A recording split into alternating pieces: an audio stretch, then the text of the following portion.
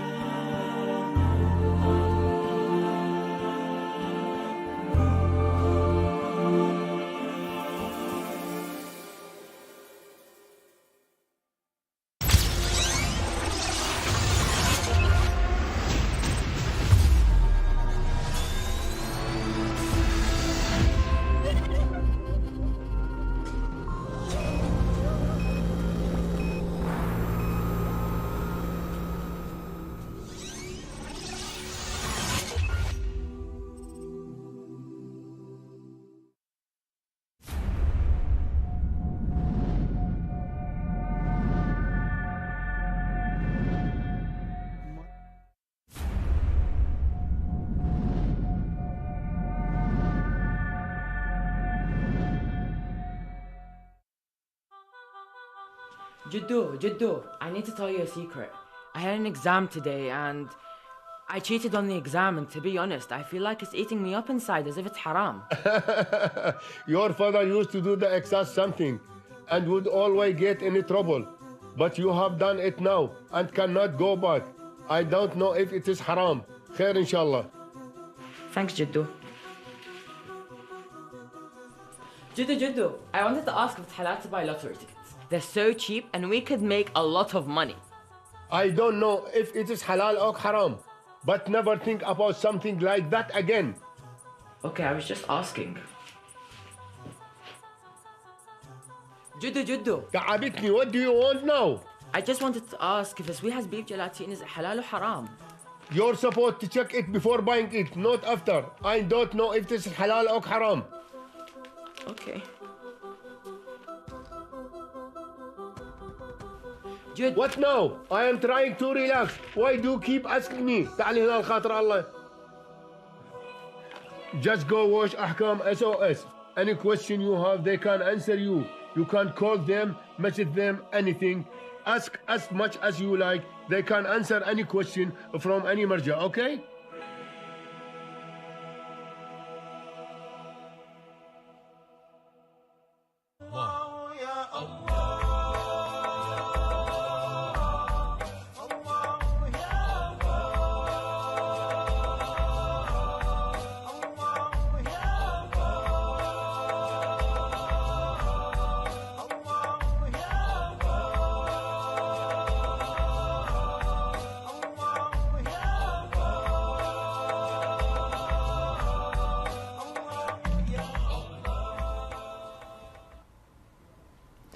Assalamu alaikum wa rahmatullahi wa barakatuh. Welcome back to another episode of Ahkam SOS, the show where we discuss various Islamic topics and principles. I'm your host, Sayyid Muthanna Al-Musawi, and with me is the esteemed Sheikh Ali Ma'ash. Assalamu alaikum, Sheikhna. Wa alaikum assalam wa rahmatullahi wa barakatuh. Inshallah, you're well? Alhamdulillah, fine. Alhamdulillah, that's great to hear. Before we get into the questions, I want to give a quick reminder to the viewers at home. This is a live show. Send in your questions. It's all about seeking knowledge. Don't be shy. Send in any and all questions. You've got the WhatsApp number below, right here, right where I'm pointing. You've got the WhatsApp number. You can call in over here. You can scan the QR code if that would be easier. If you're watching on YouTube live, however, you can send in your questions in the comment section and we will get through to answering them shortly. Okay, so Sheikhna, we will now begin with the questions. We've got a question from YouTube. I have a question. How can one remember Allah all the time? أعوذ بالله السميع العليم من الشيطان الرجيم بسم الله الرحمن الرحيم الحمد لله رب العالمين وصلى الله على محمد وآله الطاهرين ولعنة الله على أعدائهم أجمعين. We have many verses in the Holy Quran with regards to Allah's remembrance, that ألا بذكر الله تطمئن القلوب. Remember Allah Azza wa Jal when your heart gains comfort. and tranquility and peacefulness. Many ways you can remember Allah Azza wa Jal. Number one, when there's a sin in front of you and you try to avoid it by, it's not just saying Subhanallah, La ilaha illallah. That's very good. That's one of the ways in which you can remember Allah Azza wa Jal. Tasbihat and so forth. But what is important that in the moments of the sin, when you see the sin in front of you, how are you going to react? Are you going to be attracted towards that sin, or you would avoid it? This is how and where you would remember Allah Azza wa Jal. Is to quit that sin if you do it, na'udhu billah, or is to avoid it and to prevent it from first place. That's the true Allah's remembrance. And I've said this many times, that the advice of the Holy Prophet Ali alayhi salam, that one of the best deeds in the month of Ramadan, al-wara' an maharimillah, that to avoid sins in this holy month. So you see, it is important that we shouldn't just stick with verbal dhikr, as they say, which is very important and required, and reciting the ad'iyah and Holy Quran verses. But what is important, that, as I've said, when it comes the big test, and you have the sin, you have the wealth in front of you, you have the opposite gender in front of you who is not mahram to you, this is the big test in which you have to remember Allah Azza wa Jal in that moment. To see Allah Azza wa Jal in that moment.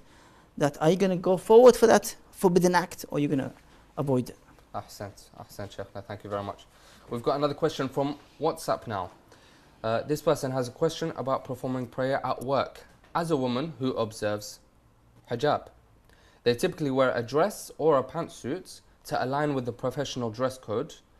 Her outfits are modest and not form-fitting, but they wonder if it is permissible to pray in them, or if a chadar is required. They also mentioned that their workplace offers a private prayer room that accommodates for one person at a time. Of course, if one can grab with them at work, let's say abaya or a chadar, would be of course better in terms of the prayers to cover all the body. Would be better option, of course. Yeah. Of course.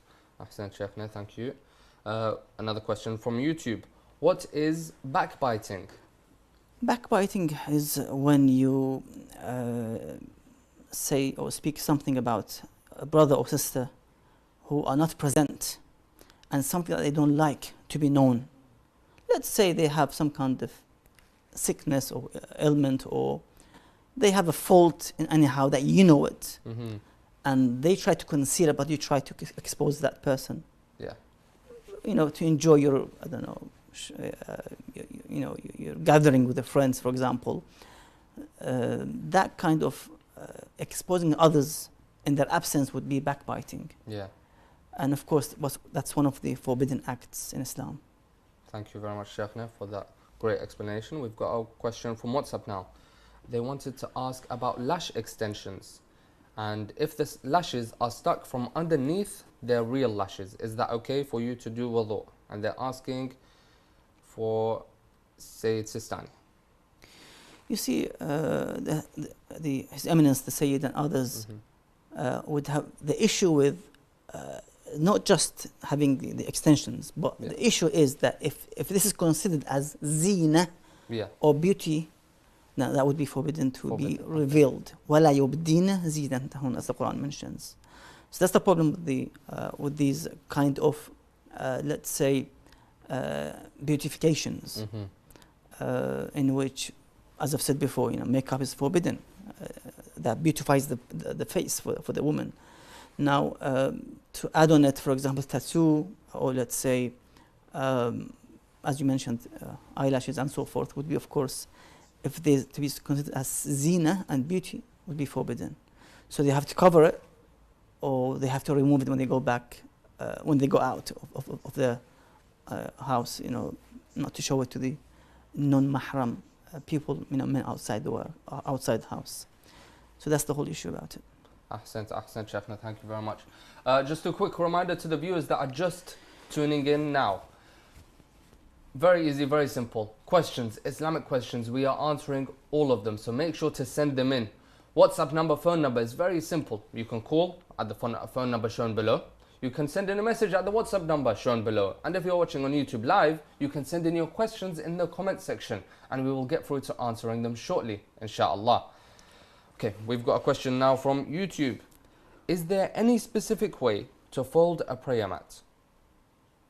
No, you can fold that as you like. You can roll it, like the rugs and so forth. There shouldn't be any. So any way is completely fine. Okay, great. Another question from YouTube. This person states that today they lied about something really unnecessary. It was a small lie, but they still feel really bad. What should they do now? Just say astaghfirullah rabbi wa atubu ilayh. Just perform istighfar and repent to Allah Azza wa Jalla, not to repeat this act again. And Allah, of course, definitely would forgive the sins, inshallah, of the one who repents, definitely. A question from WhatsApp now. Should we say the third shahada in the prayer? You see, you have to go back to your marājiʿ and your alim with this regard. You cannot add anything in the prayers unless with the fatwa or the consent of the marājiʿ or the alim you follow.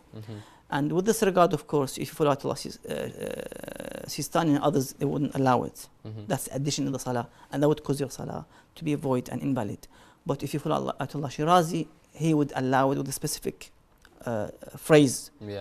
For example, but after saying وَأَشْهَدُ أَنَّ مُحَمَّدًا عَبْدُهُ وَرَسُولُهُ, you add this as mustahab, not wajib. وَأَنَّ عَلِيًّا نِعْمَ الْوَلِيُّ. So, but as I've said, other marājiʿ wouldn't accept it. And would have been an ishkal in the salah.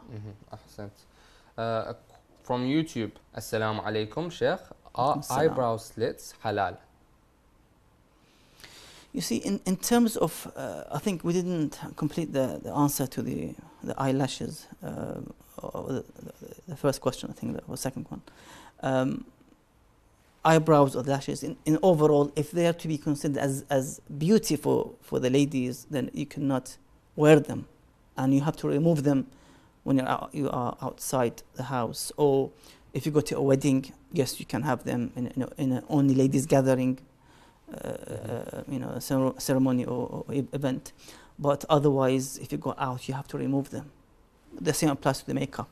You can have makeup inside the house with the gathering of the ladies. In a ladies' wedding only, for example, gathering, fine, you can wear with makeup and so forth. But to go outside, you have to cover your face with this regard, not to show it to the non-mahram.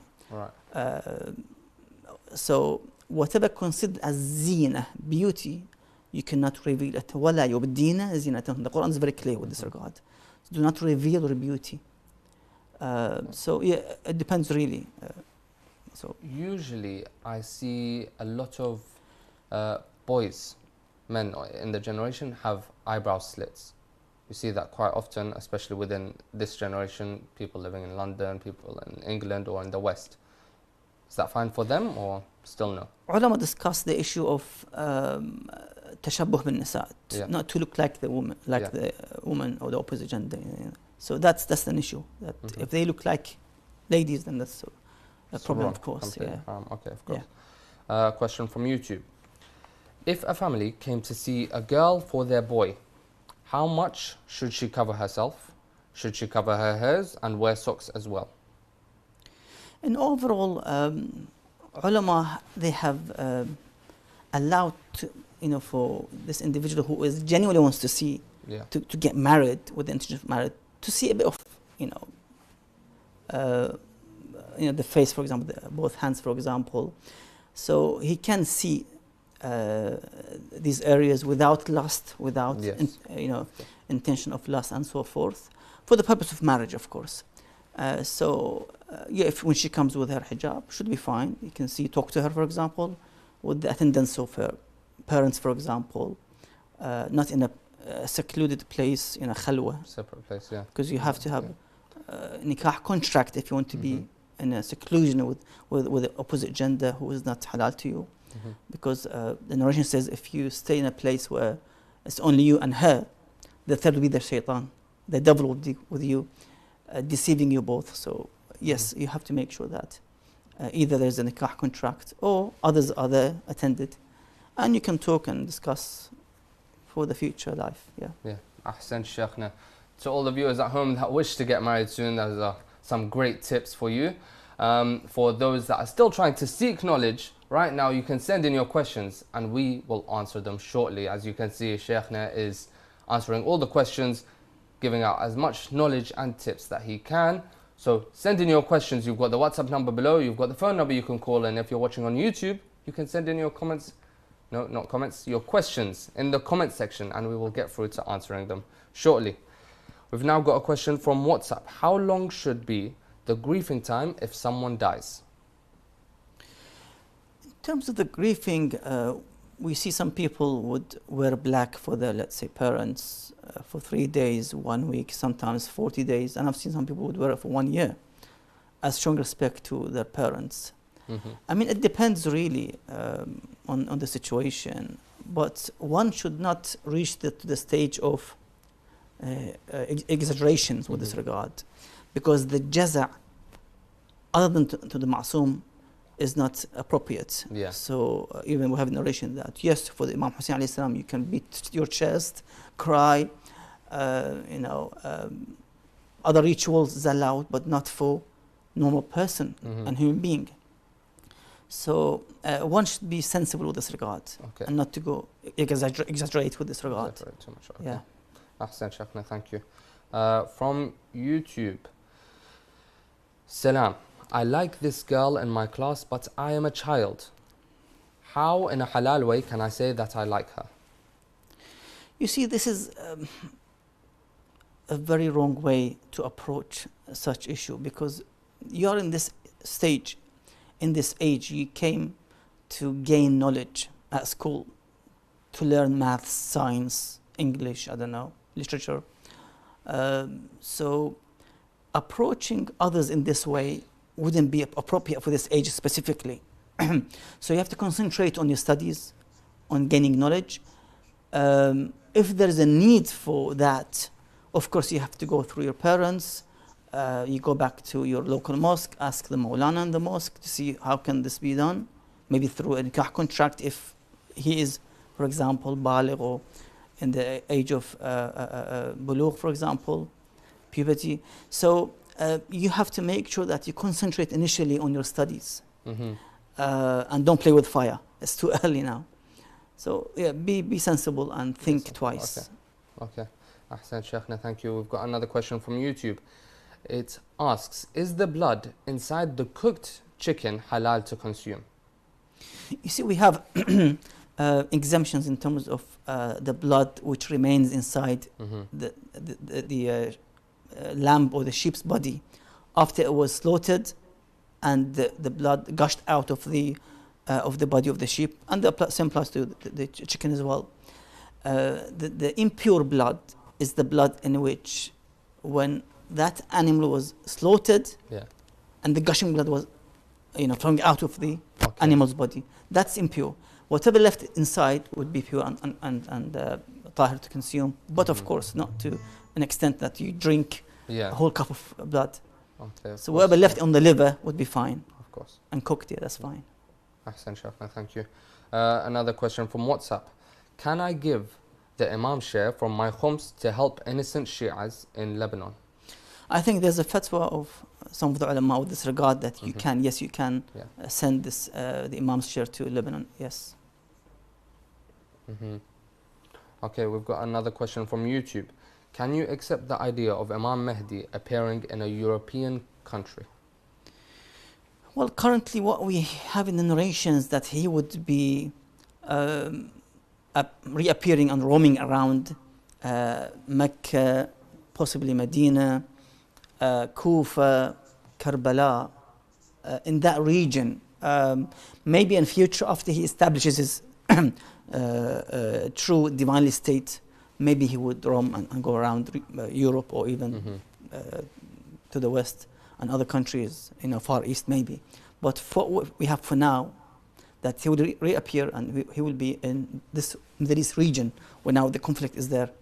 And this is one of the signs that the conflict in the Middle East has some kind of a sign towards the Imam Salamullah's appearance. So, the world knows, the others, they know exactly what's going to happen in this region. and who's going to take control and reappear and take over the world. Inshallah ta'ala. Inshallah.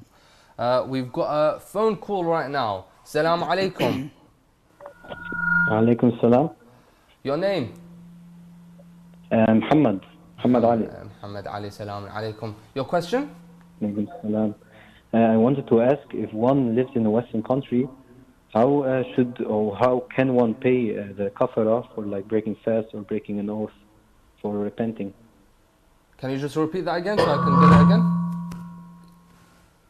How can one pay the Kaffarah for breaking a fast or an oath with Allah when one lives in a Western country, in Europe, for example? Okay. So, Shaykhna, this Muhammad Ali is asking, how can one pay kafara to break their fast in Lebanon, I believe it was. Right? Is that in a Muslim country? In a non-Muslim country, very sorry. In a non-Muslim country. To what kafara? To pay what kafara? Sorry. To break their fast.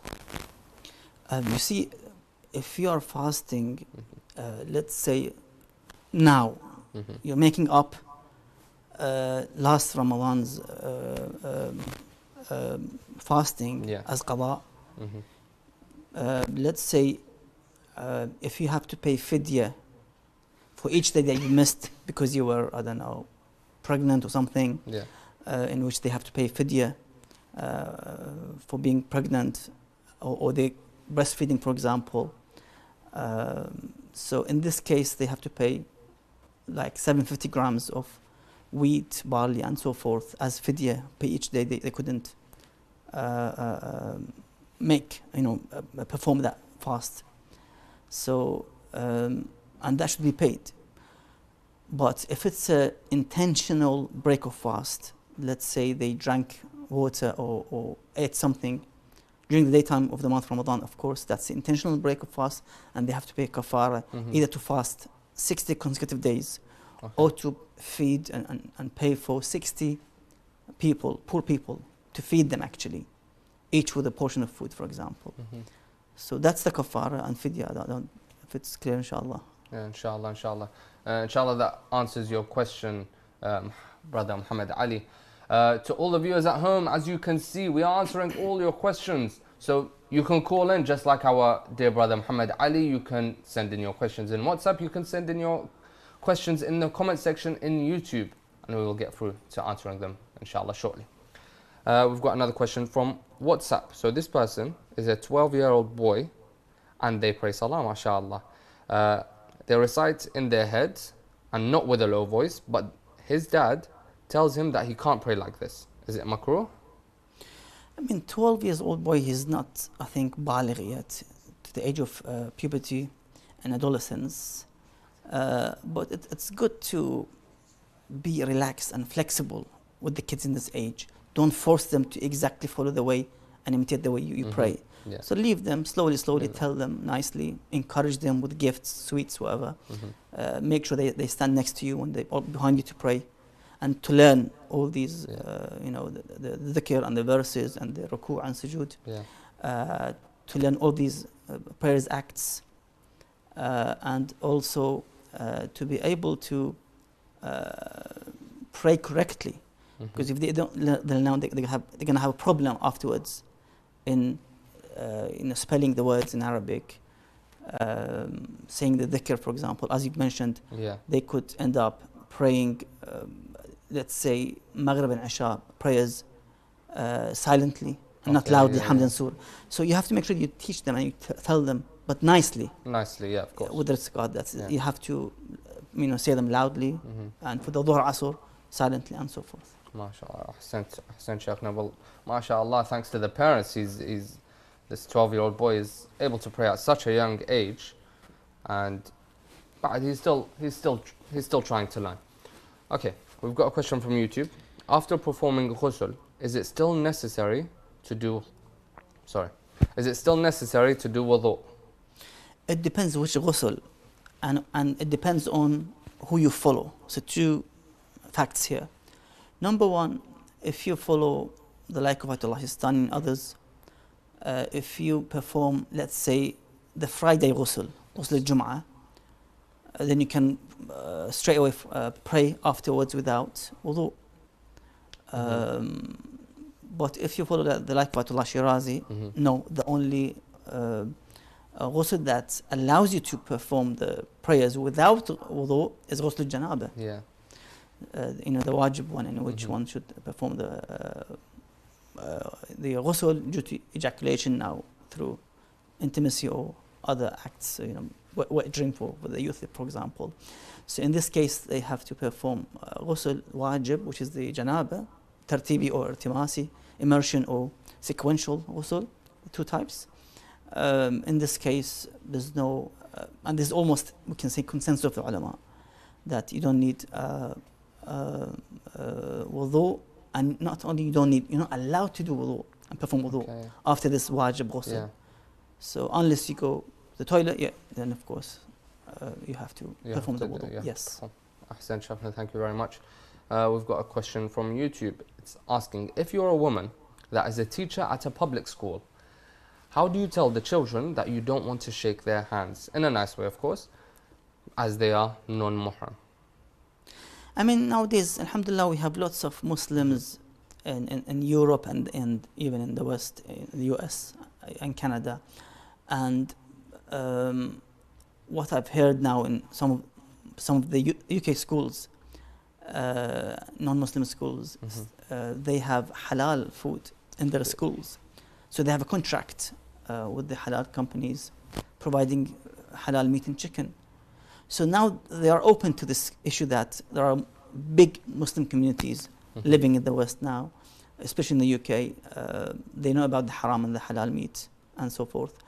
So same thing, you can be open with them that, from day one, I don't shake hands with opposite gender because it's against my religion, for example. It should be easy, inshallah. It should be fine. Yeah. Thank you very much, Shaykhna. Another question from YouTube. Do family ties exist after death? And if so, do these relationships exist only in heaven or also in hell? We have different numerous narrations with this regard, that initially those who pass away, the Imam says that you will see them, that they are gathered in circles, the souls of the mu'mineen are gathered in the hereafter in circles, and they talk and they chant and so forth. And then we have other narrations which say that they would visit the family members possibly every week. It depends on one's status, one's faith and his grade in terms of how good he did in this world. So he or she is allowed to visit his relatives, if he's a father and his wife and children, for example, possibly every week or every 2 weeks, it depends, every month, for example, to visit them. So we have different narrations with this regard, for the dunya and for the hereafter as well. Hereafter as well. Okay, thank you very much, Shaykhna. From YouTube, is it allowed for a female dentistry student to wear long sleeves underneath the short sleeves for practicals, even if it is not allowed? And is it allowed to not follow their rule and to follow God's rule? You see, in overall, one should do their best to perform and to practice the rulings of the Islam in terms of hijab, in terms of, as you mentioned, the shaking hand with the opposite gender, touching the patient if it's not necessary, for example. We have different stages with regards to doctors treating some of their patients who are from opposite gender. Are you allowed just, because we have this sadly in Iraq, in some of the parts of the Iraq, that they say that the patient is mahram to the doctor. Oh, okay. To this extent, I mean. And you see that they even some of them touch the patient without gloves, for example. Well, you can go, at least wear gloves. Because you're not allowed to touch the skin of non-mahram, opposite gender, unless it's necessary and needed. So one should observe all these rulings before falling into the act of sin, because sin is not just that you walk out in the streets and you see people, for example, in haram way, for example. No, it could be at work as well. Ahsan Shaykhna, thank you very much. We've now got a question from the phone call. Salaam alaikum. Wa alaikum salam. Your name? Ali Muhammad. Ali Muhammad, Salaam alaikum. Ali Muhammad, your question. Why was it Mukhtar al-Taqfi who avenged Karbala, not Imam Sajjad alayhi salam? Okay, so this Ali Muhammad, brother Ali Muhammad is asking, why was it that Mukhtar al-Thaqafi was the one who avenged the events of Karbala and not Imam Sajjad? Well, initially you have to study the history of how he emerged, and he was able to collect and gather supporters. Of course, Imam Sajjad, he couldn't do anything. I mean, Ahlul Bayt and Bani Hashim were watched by the governments. Yeah. From the Abbasids to the Umayyads. So even Imam Ali alayhi salam, when the Khilafah was usurped from him, he was under the watch of those Saqifa government again, until of course after 25 years they came back to him and they sought his support to save the Ummah from this corruption that the other three caused before him for the past 25 years. They changed the Salah, they changed fast, they changed everything. So I mean, Mukhtar was a brave man, a fighter. Course, yes, so he knew how to basically deal with this issue, and I think he was in prison at that time, the time of Karbala. So when he came out, he gradually, and people were so emotional, some of the Shia, some others, for the killing from Hussein alayhi salam. And that's why many movements came out, like Tawabun, but they were killed, massacred, killed by the Umayyads. So, but the Mukhtar movement was successful, and he was able to kill the killers of Hussein alayhi salam, and of course to establish his state in Kufa. Ahsan Shaykhna, thank you very much. Inshallah, that answers your question at home, brother Ali Muhammad. To the other viewers at home that are too shy to send in your questions, like brother Muhammad Ali, like brother Ali Muhammad, don't be shy to send in your questions, and make sure to send in your questions or call in after the break, which is what we'll be doing now. But before we get into the break, I believe Sheikh Ali Ma'ash has an interesting topic that he would like to speak about. Sheikhna.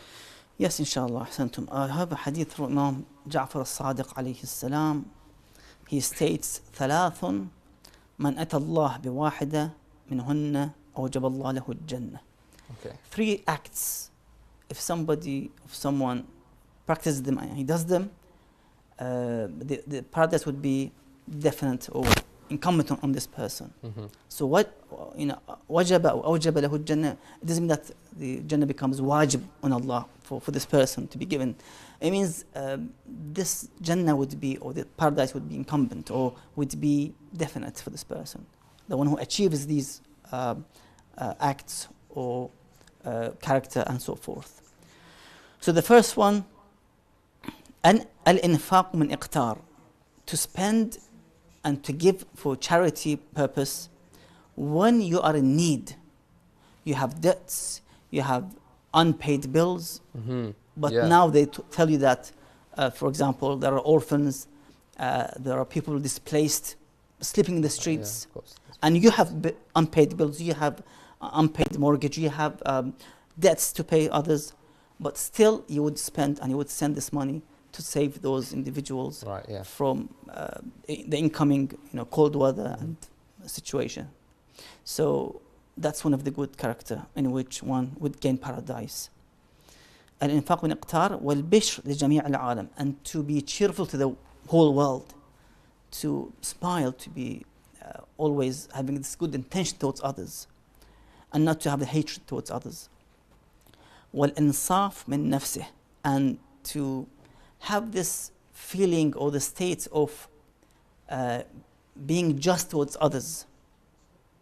So as you expect others to stand up for you when you go to a majlis or a place of gathering, you have to also be just when somebody comes inside in a majlis and a gathering, you stand up for them as well.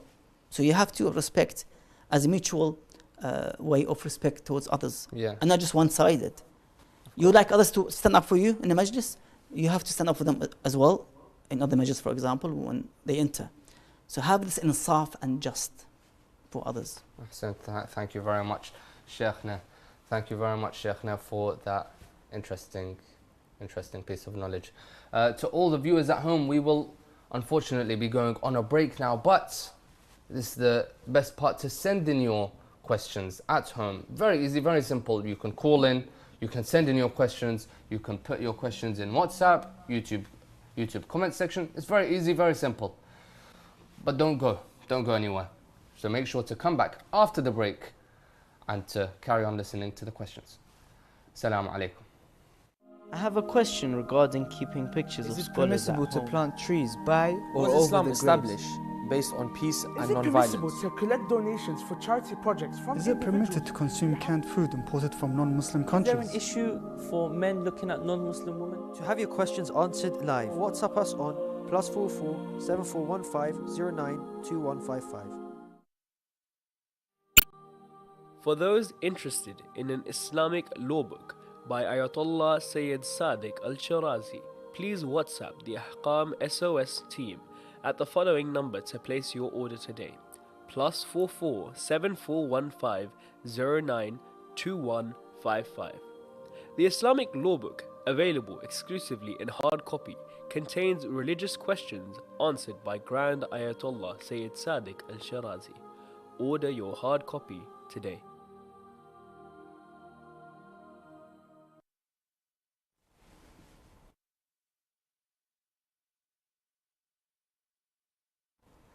Assalamu alaikum. Welcome back after the break to Ahkam SOS, the show where we discuss various Islamic topics and principles. I hope during this break that you sent in as many questions. If you still haven't sent in your questions, make sure to send it in now before we end the episode. Okay, we've got a question from WhatsApp. Sheikhna says, what is the ruling on UFC or boxing? Bismillah ar-Rahman ar-Rahim.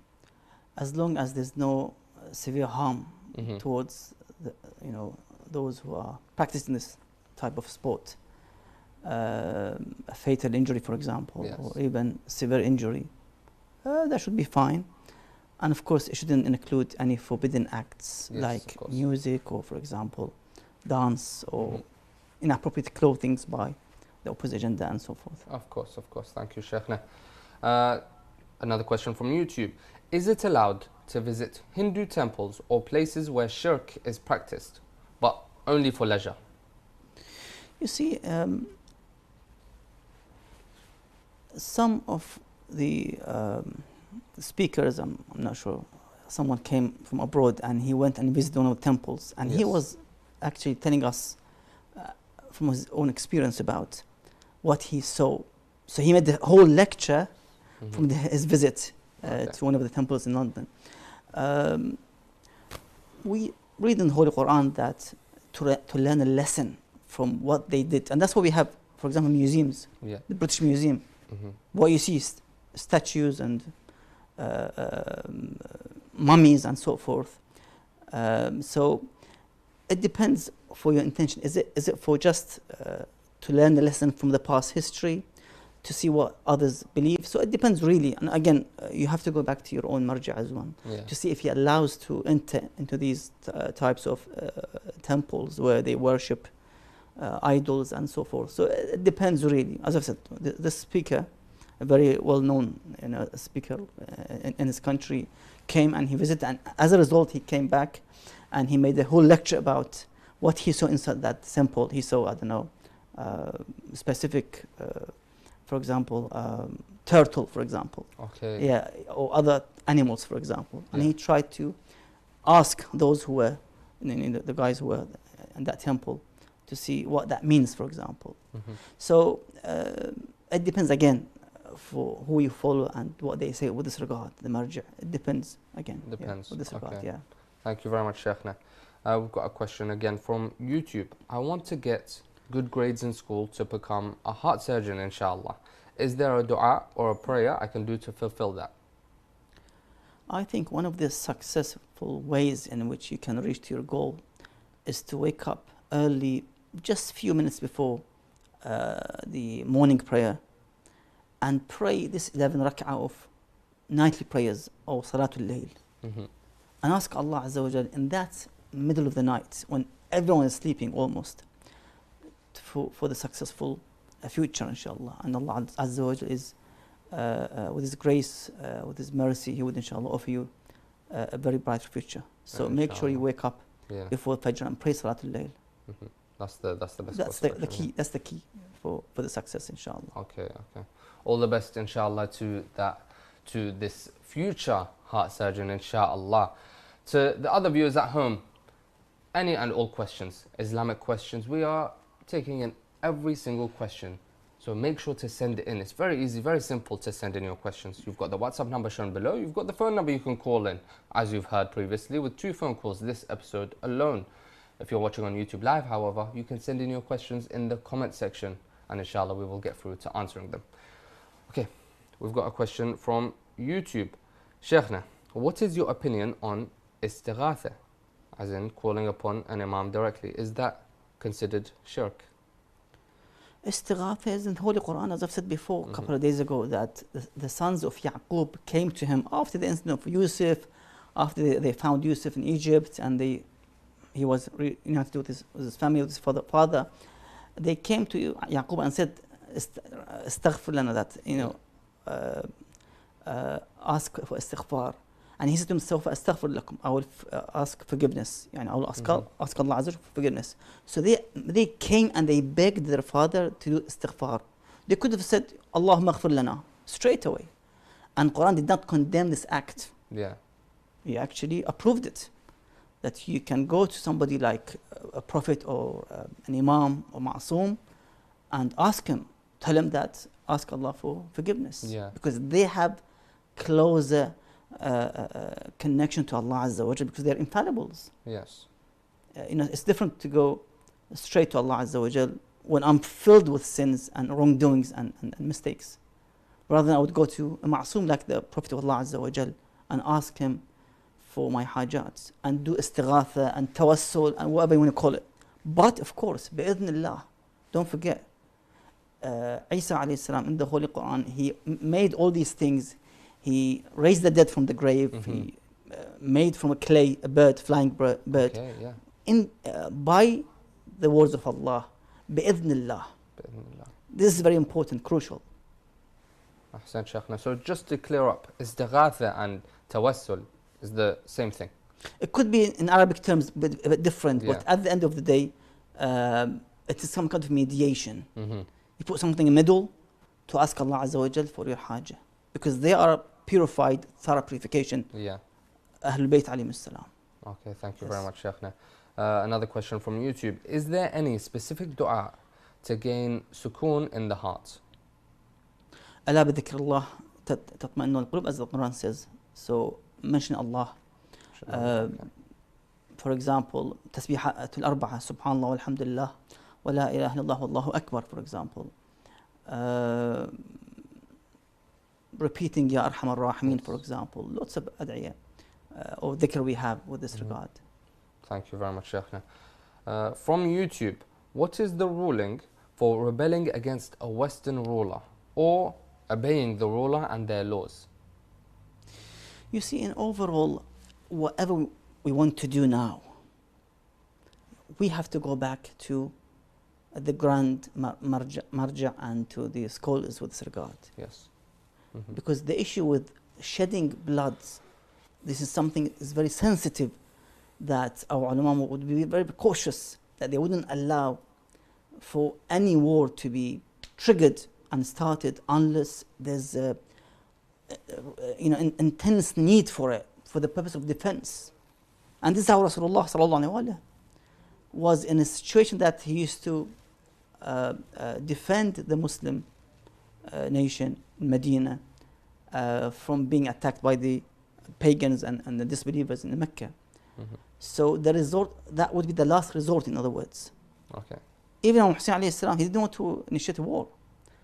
And that's why he said to one of the ashab that I don't like to start the war. Yeah. When someone recommended that let's start the war, he said, I don't want to start the war. I don't like it.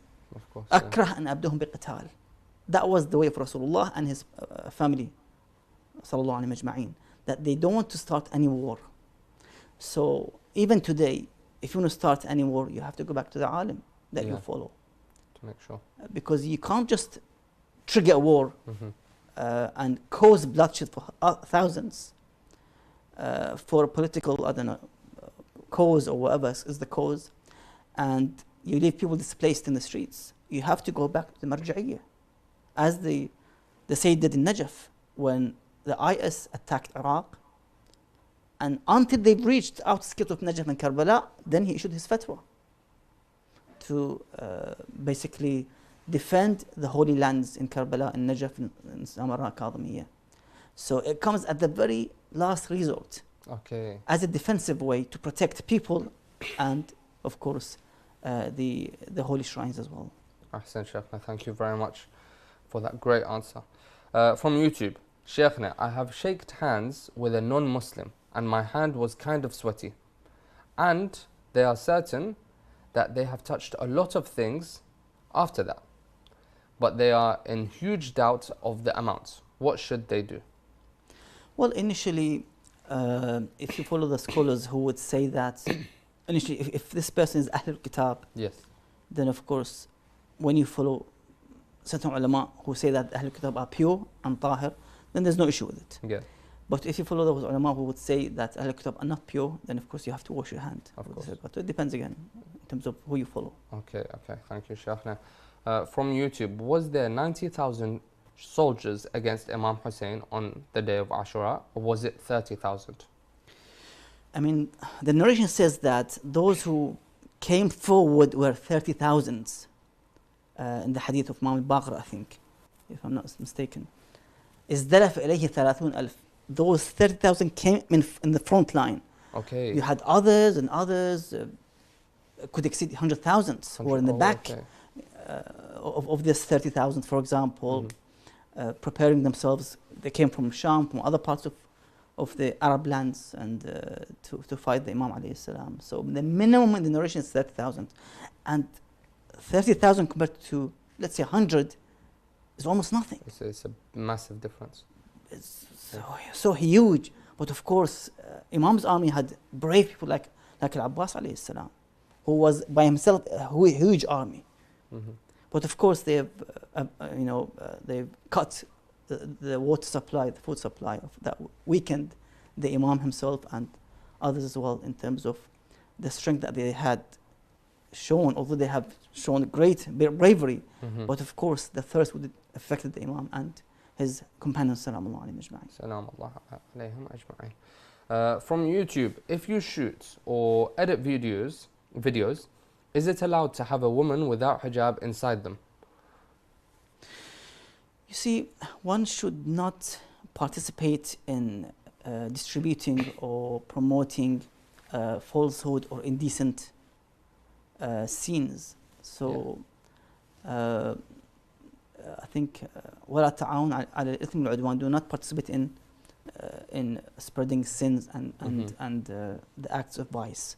So one should avoid as much as they can in promoting or allowing for, let's say, music to be involved in these clips, for example, as you've said, women, for example, because that would, at the end of the day, would lead to some kind of corruption and inappropriate result as when one continues his job in this field initially, because it will start just with an image of a woman and then ends up promoting a dance team, or for example, or let's say a swimming club, for example. So one should be careful with this issue. Okay. From YouTube, do you have to recite Salah, Dhuhr and Asr in the mind, or can you also whisper quietly? You see, we have in Islam the Islamic beliefs that you have to believe in your mind, as they mentioned. So to believe in the oneness of Allah Azza wa Jal, to believe in the Prophet of the Prophets, all in your heart or in your mind, let's say. Nothing is needed, it's just a belief inside your heart. But you also have practices outside these beliefs in which you have to perform prayers in this way, in this state. You have to perform fasting, perform Hajj, you go all the way. So it's a combination of beliefs in your mind and heart and practice outside. Yeah. It's not just to believe. It's an interactive religion that you have to be, on the ground and also in your intention as well. So intention and practice both work together to form faith and belief and aqidah. Thank you very much, Sheikhna.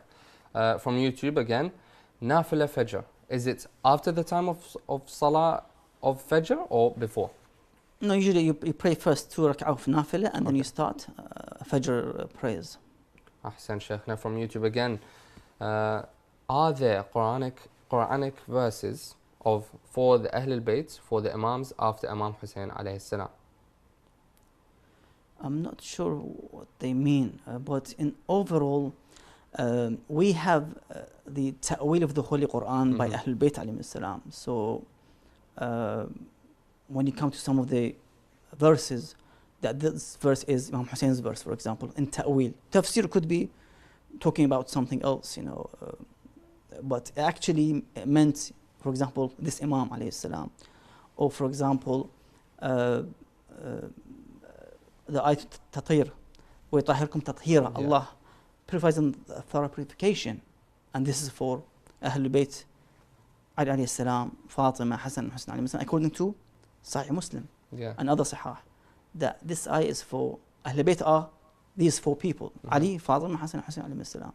Very clear. Yeah, very clear. Okay. From YouTube, is ijtihad a valid method to derive rulings? Yes, ijtihad comes after intensive research and work by that individual who studies for 10, 20 years and studies the rulings and the knowledge of Holy Quran and the Hadith and the Sunnah of the Prophet sallallahu alaihi wasallam, his practices, his acts, his sayings, and he tries to bring all together and try to combine and understand the narrations and the Sunnah and the Quranic verses, and then come up with a verdict at the end of the day. And that needs lots of work, as I've said before, and needs that one to reach that stage of being able to extract this verdict, this hukum, this ruling from its sources, or Kitabullah and the Sunnah of the Prophet and Ahlul Bayt's Hadith alayhim salam.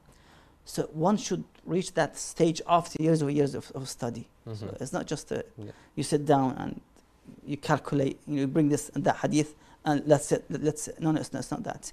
That's what they call it malakat al-ijtihad. Malaka means you gain that the power or the strength in a way you can actually be able to reach that stage of issuing that fatwa or the verdict by looking into different sources, and of course by looking into the works of the late and the past ulama as well, to be able to reach that conclusion and findings. Okay, thank you very much, Sheikhna. From WhatsApp, Salam, I am learning Farsi for religious reasons as I am interested in this language and can eventually come even closer to the religion. People advise me to learn Arabic instead, but I'm not keen on that language. What is your advice, Sheikhna? Well, one of my teachers used to say that the Islamic sources begins, the treasure of the Islamic sources is number one in Arabic language. So you have the Holy Quran in Arabic, the traditions and hadith in Arabic. So that's the main source. Yes. The second source is the Persian works by the ulama of Iran who wrote in Farsi. Again, a good source to go back to these books in Farsi about Islam, about Tawheed, about Nubuwwah and so forth, about Ahlul Bayt alayhim salam. Many works were done by many of the pious ulama in the Farsi language, for example. So that's the second source of Islam. The third source is Urdu as well. Also Urdu has lots of impact in terms of Islamic literature, especially the poetry in Urdu. So these are the 3 main sources of Islamic literature and poetry and so forth. You can go back, and then of course Arabic would be the priority. But if you can't, then you can go back to the Farsi, because you'd see even different types of research and conclusions in Farsi that you may not find in Arabic. Yeah. Okay, Ahsan Sheikhna, thank you. From WhatsApp, should I believe that climate change is real because Allah is the only one who controls everything? The Quran states ظهر الفساد في البر والبحر بما كسبت أيدي الناس. The corruption has been spread and became visible on the earth and in the sea due to what people did and do. Yeah. So it's a reality, yes. Okay. This is a Quranic verse, very clear. Okay. We are destroying the atmosphere and the earth and the sea with the pollution and so forth. It's very clear. It's very clear. Yeah. Okay, thank you, Sheikhna. From WhatsApp, if I take a shower, do I have to do wudu after my shower, or does it count because I'm already clean? What do you mean by shower? Is it a wajib ghusl like janaba, for example, or is it just a quick shower? If it's just a shower, of course, you need wudu afterwards. But it's like a ghusl janaba, you don't need any wudu anymore. So it depends. Because Okay. you have a normal shower and you have a shar'i shower, whereas the ghusl of janaba, for example. Thank you very much, Sheikhna. Wassalamu alaikum wa rahmatullahi wa barakatuh. I've been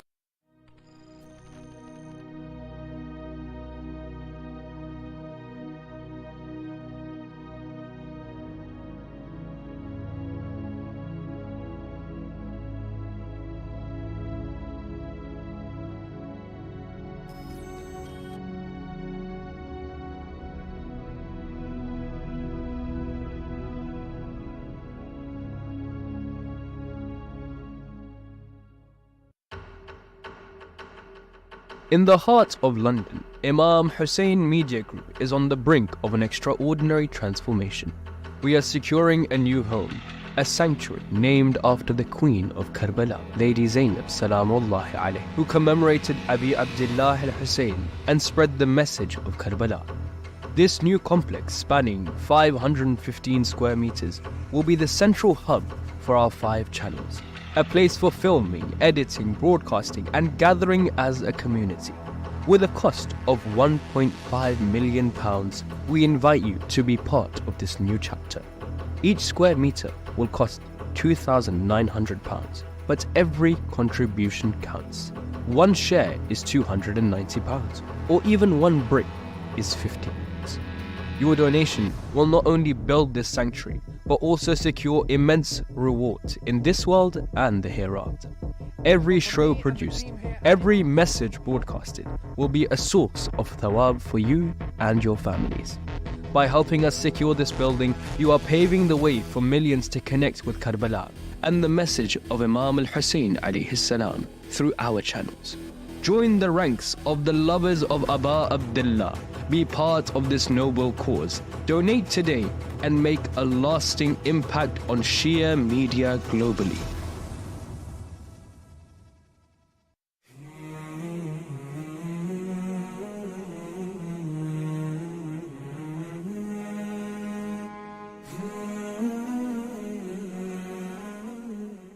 Assalamu alaikum, dearest and respected viewers, and welcome to questions answered by His Eminence, the Grand Ayatollah Sayyid Sadiq Shirazi. Abortion. Is it permissible for a pregnant woman to perform abortion of her embryo if the genetic analysis shows that the embryo has a severe genetic disease which will result in an inevitable death within a short time after he or she is born? Answer. That is definitely not permitted in Islam. Abortion is haram. Thank you for your question, and if you have any questions you'd like to send in, please send them to the contact details provided. Assalamu alaikum wa rahmatullahi wa barakatuh.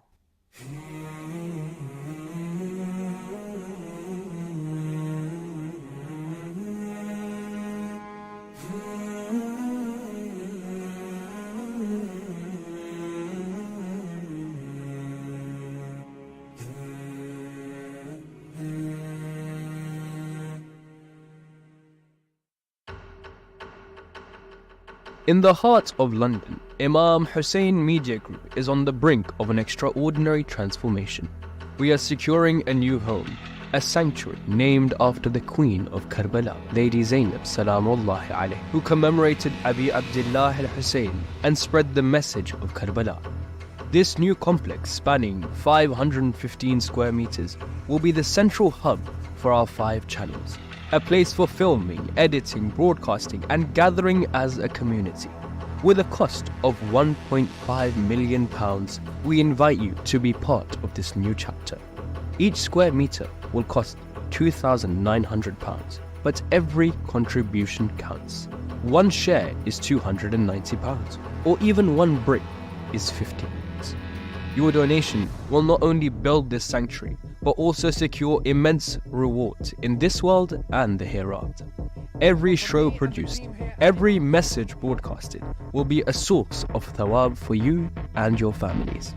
By helping us secure this building, you are paving the way for millions to connect with Karbala and the message of Imam Hussein alayhi salam through our channels. Join the ranks of the lovers of Aba Abdullah. Be part of this noble cause. Donate today and make a lasting impact on Shia media globally.